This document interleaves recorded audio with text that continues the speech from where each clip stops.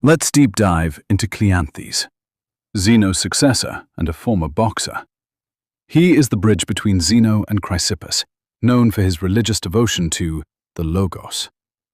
If Zeno was the brain and Chrysippus was the logic, Cleanthes was the heart. He is arguably the most relatable figure in the early Stoa because he was not a genius and he was not rich. He was a grinder. A former boxer and a manual laborer, he proves that Stoicism is not just an intellectual exercise for elites. It is a discipline for the tough.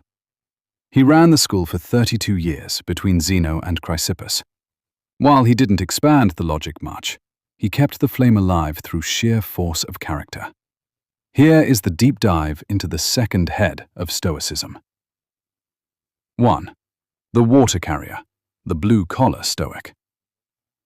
Most ancient philosophers came from wealthy families. Cleanthes arrived in Athens poor. To pay for his philosophy classes by day, he worked all night drawing water from wells to water the gardens of the city. The court case. There is a famous story where the Athenian authorities hauled him into court. They saw him healthy and strong, but he had no visible job during the day. They accused him of being a thief. Cleanthes produced his employer, the gardener, and a baker, for whom he mixed dough, to prove he worked all night. The court was so impressed by his work ethic that they awarded him 10 minae, a large sum of money. The Stoic move.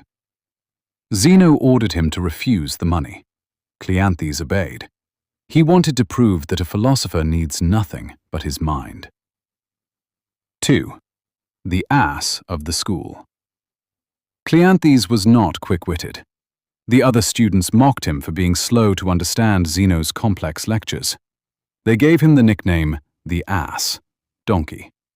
Instead of getting offended, Cleanthes owned it. The retort. He told them, "I may be an ass, but I am the only one strong enough to carry Zeno's load." Zeno's defense.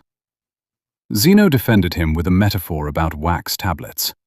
He said the other students were like soft wax, easy to write on, but the words blur and fade quickly. Cleanthes was like hard stone, difficult to carve, but once the lesson was written, it was there forever. 3. The theological pivot. The hymn to Zeus.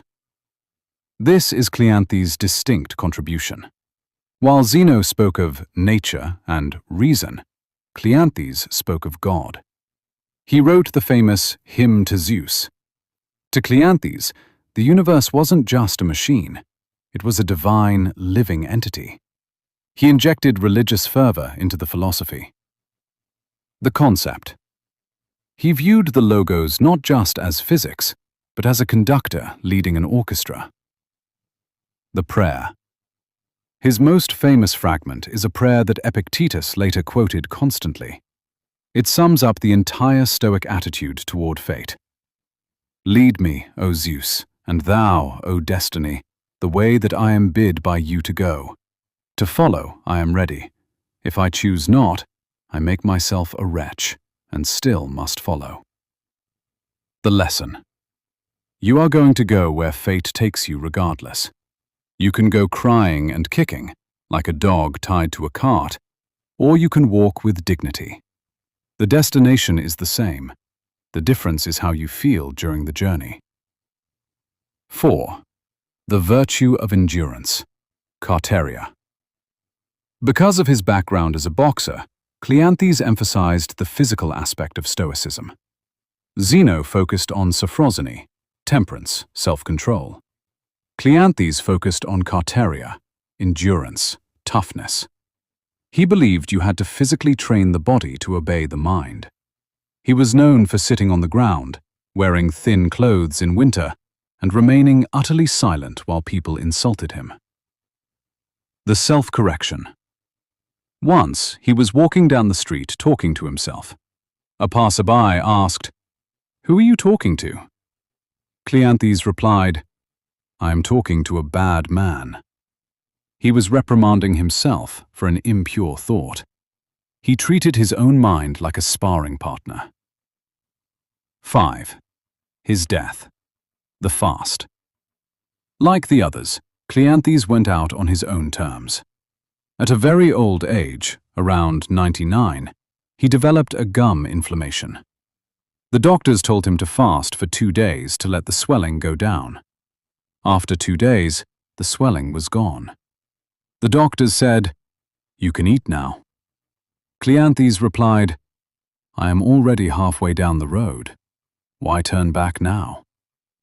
He continued the fast until he died, calm and in control. Summary: the bridge. Cleanthes is vital because he held the line. He didn't have the genius to invent the system, Zeno. He didn't have the genius to defend the system against the skeptics, Chrysippus. But he had the integrity to embody the system. He proved that Stoicism could turn a poor, slow-witted water carrier into a man who was the equal of kings. Next step. We have now completed the holy trinity of the Greek Stoics.